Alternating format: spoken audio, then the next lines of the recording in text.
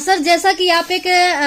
Party के राष्ट्रीय महासचिव भी हैं, तो ऐसे में आप दूसरे पार्टी के मंत्री को बुला करके अपने ऑफिस में बकायदा स्वागत करें और साथ ही साथ उसको हाईलाइट करने के लिए, दिखाने के लिए मीडिया भी कवरेज करने के लिए आई है, तो आपको नहीं लगता कि आपकी पार्टी की तरफ से इससे दबाव पड़ सकता है आप पे? मेरे समाज का मंत्री है राजकुमार आनंद।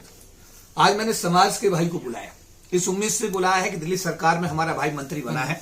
और हमारे समाज के 7 मुद्दे जो मैंने उनके सामने रखे हैं, मैंने अपने मुद्दे नहीं रखे, पार्टी के मुद्दे नहीं रखे, मैंने समाज के मुद्दे रखे हैं और मैंने सिग्नेचर भी उस लेटर पे तब किए जब हाउस ने उसको पास कर दिया, तब मैंने मंत्री को वो पेपर हैंड ओवर किया है। तो मेरे समाज का कोई धैर्येंद्र पाल गौतम साहब पहले मंत्री थे, आपने देखा होगा कि एक बार भावुक हो गए, मैं उनके साथ बैठा हुआ था, मैंने उनको ढांढस बंधाया। और ऐसा है कि चाहे बीजेपी के हमारे साथी हैं जो इस समय सरकार में मंत्री हैं, उनके साथ भी हमारे, लेकिन हमारा जो इश्यू है, हमारा समाज, पार्टी मेरी दूसरी प्राथमिकता होगी। पहले मेरा समाज, मेरा अम्बेडकरवाद, मेरे काशीरामवाद, उनका मिशन मेरे लिए पहली प्राथमिकता था, है और रहेगा, और इसके बाद में बाकी चीजें मेरी दूसरी नंबर की प्राथमिकता में होंगी। तो सर, इतना बड़ा देश के अंदर बवाल मचा था भाई प्रतिज्ञाओं वाले मामले में,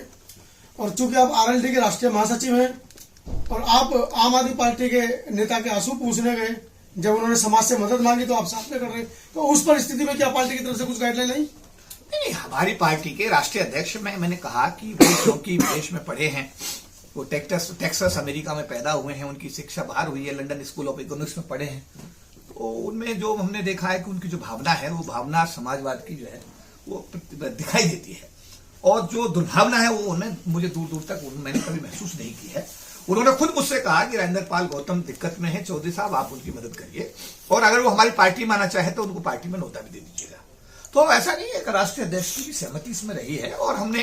धैर्येंद्र पाल गौतम जी को यही कहा कि देखिए, आप अपने आप को अकेला मत समझिएगा, आप हमारे भाई हैं, हमारे समाज का अंग है, और हम आपके साथ हैं। मैं दिल्ली में नहीं था तो मैंने उनको फोन किया कि मैं कल शाम को दिल्ली आ रहा हूं और आपके पास सीधे निवास पर आपके यहाँ आ रहा हूं, और मैं 150, 200, 250 लोगों को लेकर के उनके घर पर पहुंचा और उनको पूरा सहयोग किया। लेकिन दुर्भाग्य है कि 22 प्रतिज्ञाओं को लेकर के बीजेपी का भी आपने देखो आचरण देख लिया, और उसके बाद में आम आदमी पार्टी का आचरण भी देख लिया।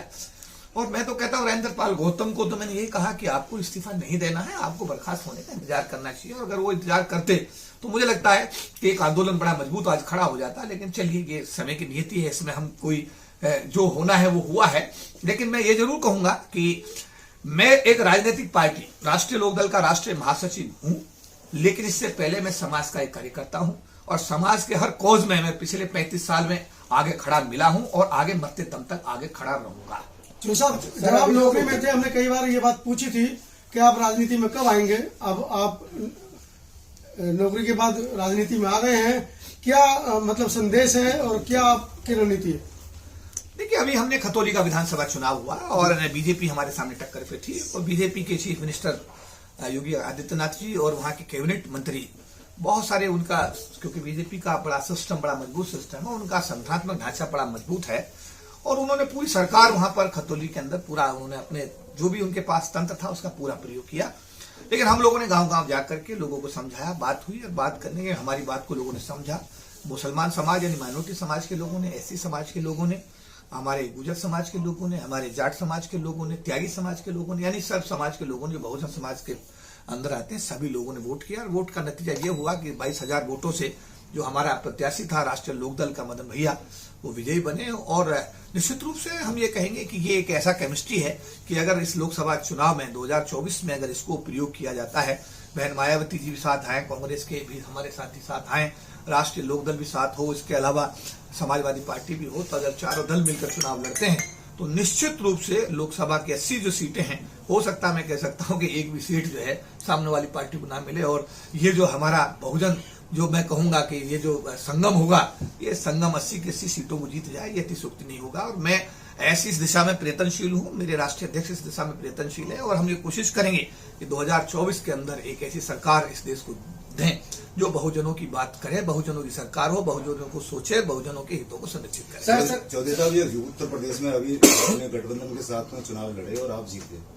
अभी निकाय चुनाव है कुछ ही दिनों बाद, तो निकाय चुनाव में भी क्या ये फॉर्मूला आप यूज करेंगे? निश्चित रूप से अभी सीटों के बंटवारे की बात चल रही है।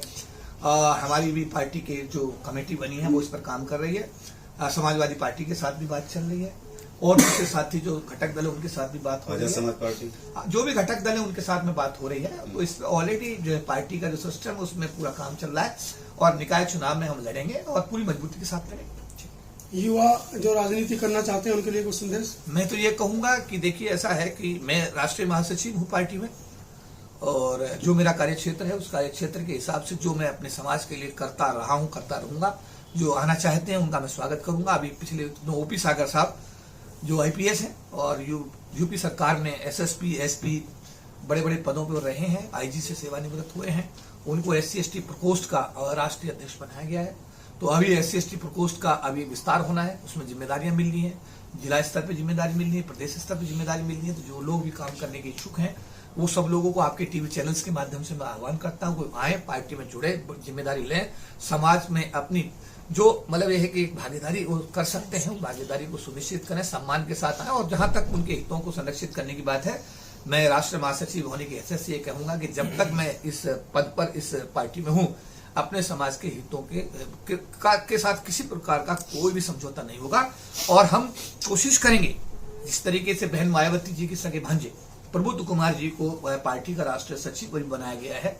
तो वो भी बहुत एक मैंने देखा कि उनका प्रबुद्ध कुमार जी का भी बड़ा रूट लेवल का काम है नीचे, क्योंकि वो बहन जी के साथ जुड़े रहे हैं और बहन जी के पार्टी बहुजन समाज पार्टी में रह करके उन्होंने रूट लेवल पे काम किया हुआ है। तो अब इस समय वो